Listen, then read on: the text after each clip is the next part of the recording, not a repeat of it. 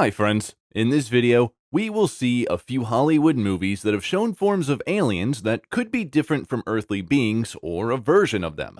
In the Hollywood movies, we depict aliens as very earthly beings. Let's expand a bit on that.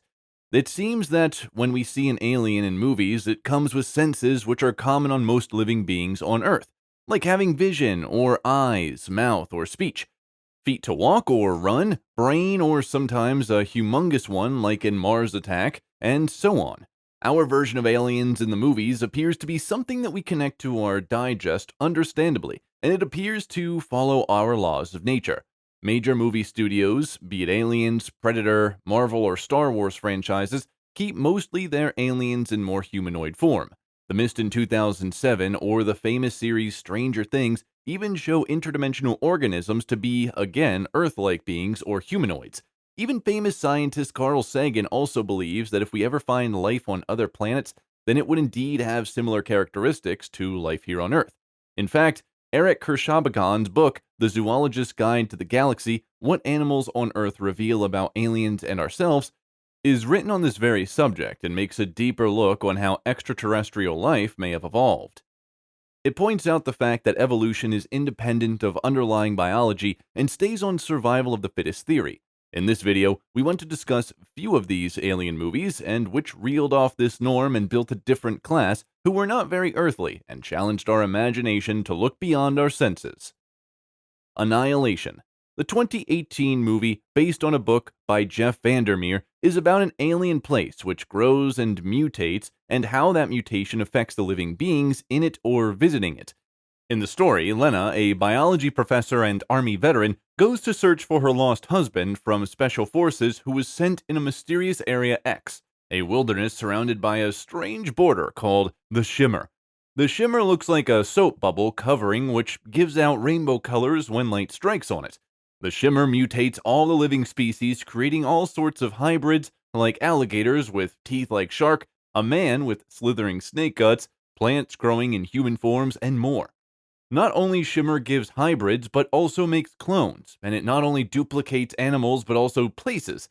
Like they show a house, which looks like Lena's place. Even her husband, who commits suicide on the film, found alive in the end, which is a clone created by a Shimmer.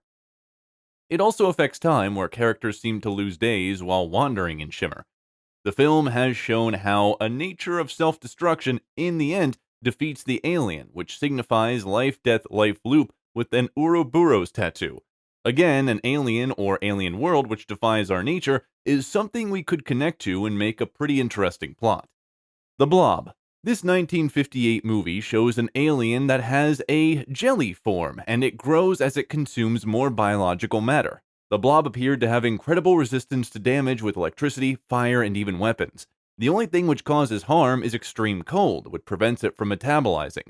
The way it was defeated in the movies was with the use of fire extinguishers. When multiple people fired on those on the Blob, the release of which essentially removed all heat from the Blob, preventing it from metabolizing further.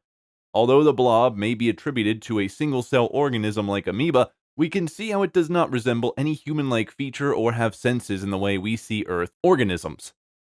It does make you cringe a bit, and even this is how famous astrophysicist Neil deGrasse Tyson explains it. The Blob was an alien. It was just a blob. It didn't have eyes, hands, or teeth. It was just a blob. I thought that was brilliant. It's simple yet imaginative. Star Trek franchise. The Star Trek franchise is no alien to those types of aliens. Let's list a few out here. The TRIBBLES. In 1967, the original series introduced the aliens which look like furballs in the episode Trouble with Tribbles, with oddly shaped fur toys with no specific shape other than oval or round. This alien is threatful in a sense that it multiplies quite quickly. In the episode, it makes Starfleet ships suffocate on thing quite in a matter of days. Tholians. Tholians are non-humanoid creatures that made their first appearance in the original series in 1968 in the episode The Tholian Web. In the episode, the Tholians look like something out of a really dark drawing of a geometrical shape. It is considered to be a silicon-based life form. Silicon is quite analogous to carbon-based life form and has been considered to be an element in extraterrestrial life form biochemistry. Later, when the series advanced, The modern version shows their structure as a mix of spider tentacles or arachnid and some sort of arms and a body to adjust it to more acceptable earthly being form. Probably not what this video wanted to achieve. But for Star Trek fans, here are a few interesting facts about Tholians. It is shown that their biology requires them to live on temperatures at 200 degrees centigrade or 480 Kelvin like silicon. Below that temperature, they shatter into murky liquid, which is probably what makes up their hardened structure. They also emit some kind of radiation for communication, along with chirp sound, and oddly enough, spew out silk, which is quite toxic.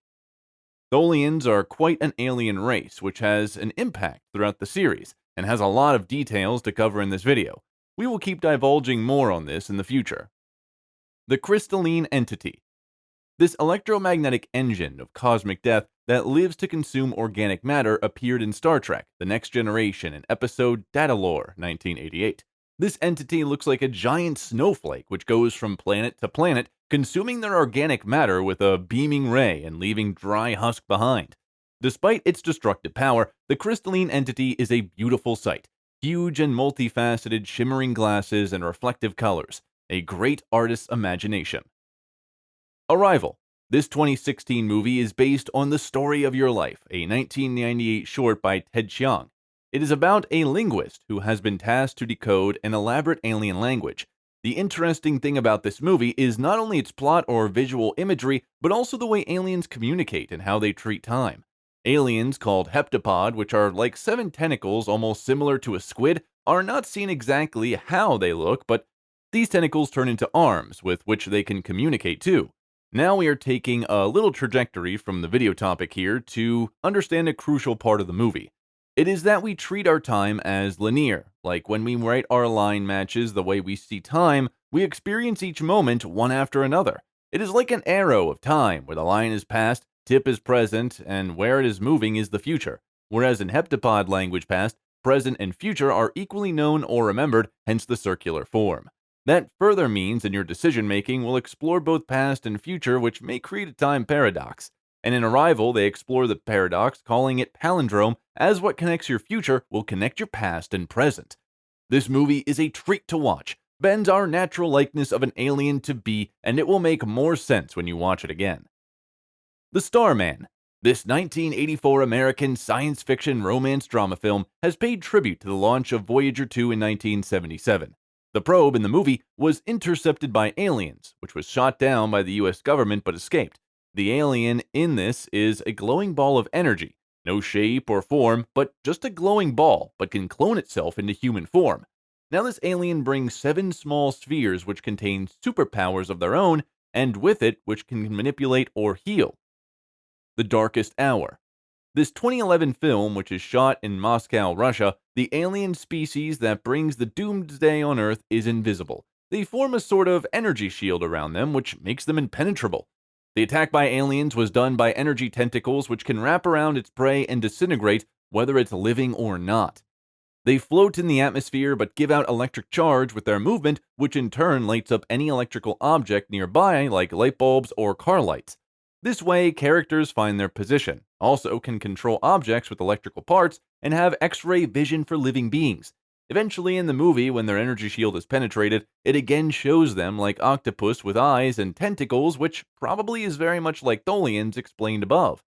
Let's leave the looks of the alien parts until they are invisible. We handpicked a few of the many movies where we have challenged our own version of the alien race that we want to acclimate ourselves with, whether for good or bad reasons.